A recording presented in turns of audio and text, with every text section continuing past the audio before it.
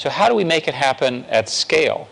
Well, in fact, utilities, especially in the 2/3 of the states which have decoupled regulations, so the utilities are managed to efficiency goals rather than revenue goals, in those cases, they already have energy efficiency programs, but often they don't quite have it right. So an idea that I thought was particularly compelling that came out of the group was to allow utilities to think of the efficiency that they cause in their customers, to treat it in the same way as the capitalization that they do of a new plant. So from their perspective, it's a good choice. It's cheaper, it's more effective, they get a better rate of return, and it makes their internal business logic make a lot of sense. So in a situation where utilities can capitalize their investments, they'll do it more quickly. It's also stimulative, going back to the stimulus question, because it's something that's done by all those out-of-work construction people and so forth who are not building houses right now. So all of a sudden, you can, whether it's federal buildings, state buildings, city buildings, or homes, you've got this huge, huge market. Along the way, you also need to do things like raising consumer incentives for pursuing energy-efficient technology, a federal building code, and federal standards around energy efficiency. And the reason you want this form of regulation is that the consumer and the manufacturer and that whole transaction cycle don't bear the full costs of it. So the sum of that is energy efficiency is clearly the first place you put your money. It's relatively straightforward. And with some clever regulation, we can build something that will sustain independent of the panic. Okay. There are many, many interesting technology projects just waiting for infrastructure that's hung up in local and state governments. As we all know, the states have no money for the next year or two and may not for a long time. The only place where both the authority and the financing will be possible will be at the federal level, and it needs to happen quickly. The reason it has to happen quickly is that it's a compounding effect. If you don't get started now, you lose those years forever.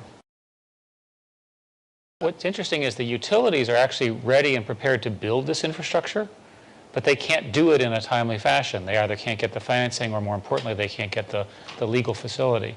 Without it, the whole model doesn't work. Right? We don't fundamentally break out. Are you talking transmission lines? Transmission lines is the easiest one because it's the way you move all the power around. And if you can't move the power around, you can't fundamentally substitute one for another. To deal with the externalities of CO2 production, especially in the coal industry, but also elsewhere, you need some form of capturing the cost of that. So whether it's a carbon tax, which is one set of proposals, or cap and trade is another set of proposals. The concern that I've expressed, and I think others share, is that this is not the year to be doing a tax increase on things.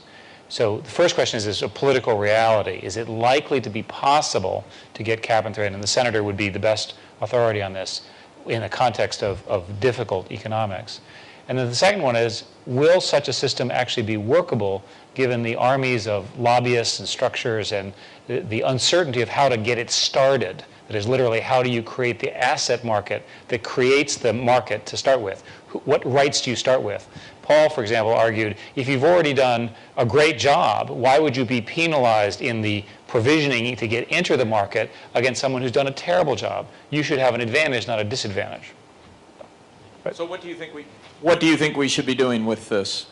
Well, my personal opinion is that we should have a cap and trade system that works, and I think we should also anticipate that it will take a long time to get one enacted.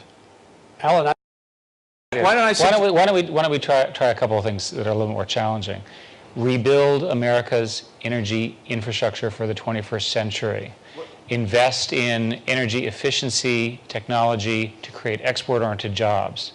Create high-paying jobs throughout the country in an important part of our national infrastructure. Do so in such a way that we solve global warming at the same time. So this happens all the time.